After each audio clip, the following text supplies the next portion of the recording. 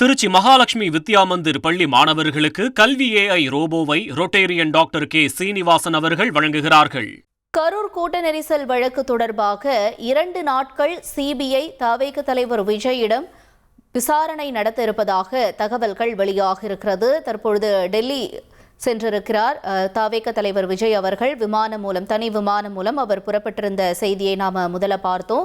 இப்ப தொடர்ந்து அடுத்தபடியா இந்த வழக்கு தொடர்பா விஜய் கிட்ட 2 நாட்கள் சிபிஐ விசாரணை நடத்த இருக்கிறதா டெல்லி சிபிஐ அலுவலகம் தகவல் வெளியிட்டிருக்கிறது. டெல்லி சிபிஐ அலுவலகத்தில் விஜய் நாளை நேரில் ஆஜராகக்கூடிய நிலையில நாளையும் தொடர்ந்து அடுத்த நாளும் விசாரணை நடைபெறும் என்ற தகவல் வெளியாக இருக்கிறது. முக்கிய செய்தியாக பார்த்தோம். கூடுதல் விவரங்களோடு செய்தியாளர் மணிகண்டனும் இணைந்திருக்கிறார். மணிகண்டன், வணக்கம். இப்ப 2 நாள் விசாரணை நடைபெறும்னு சொல்லியிருக்காங்க. மேலும் விவரம் என்னவாக இருக்கிறது? தகவல்களை பதிவு செய்யலாம். தமிழக வெற்றி கழக தலைவர் விஜய் கரூர் கூட்ட நெரிசல் சம்பவம் தொடர்பாக ஒரு 2 முறை இதுவரையில சிபிஐ டெல்லி சிபிஐ அலுவலகத்துல நேரில் ஆஜராகி விளக்கம் அளித்திருந்தார். ஏற்கனவே ஒரு முறை அவரிடம் 2 நாட்கள் விசாரணை நடத்தப்பட்டிருக்கிறது.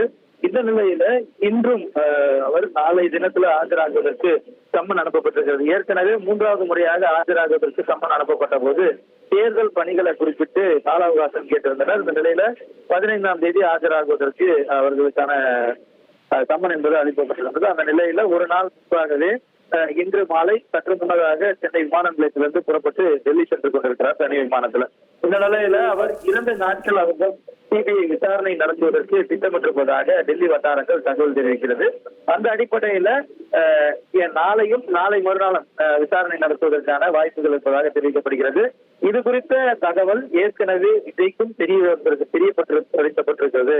சிபிஐ சார்பில் 2 நாட்கள், அதாவது ஞாயிற்றுக்கிழமையும் திங்கட்கிழமையும் தொடர்ந்து 2 நாட்கள் விசாரணை செய்ய திட்டமிட்டிருப்பதாகவும் இந்த தகவல் விஜய்க்கு ஏற்கனவே தெரிவிக்கப்பட்டிருப்பதாகவும் அந்த வட்டாரங்கள் மூலமாக தகவல் கிடைத்திருக்கிறது. ஏனென்றால் சட்டமன்ற தேர்தல் பணிகளை குறிப்பிட்டுதான் கால அவகாசம் என்பது கேட்கப்பட்டிருந்தது.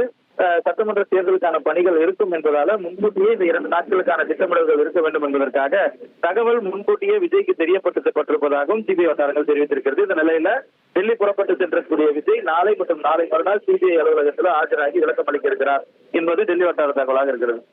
உங்களுடைய தகவல்களுக்கு நன்றி மணிகண்டன். திருச்சி மகாலட்சுமி வித்யா மந்திர் பள்ளி மாணவர்களுக்கு கல்வி AI ரோபோவை ரொட்டேரியன் டாக்டர் கே சீனிவாசன் அவர்கள் வழங்குகிறார்கள்.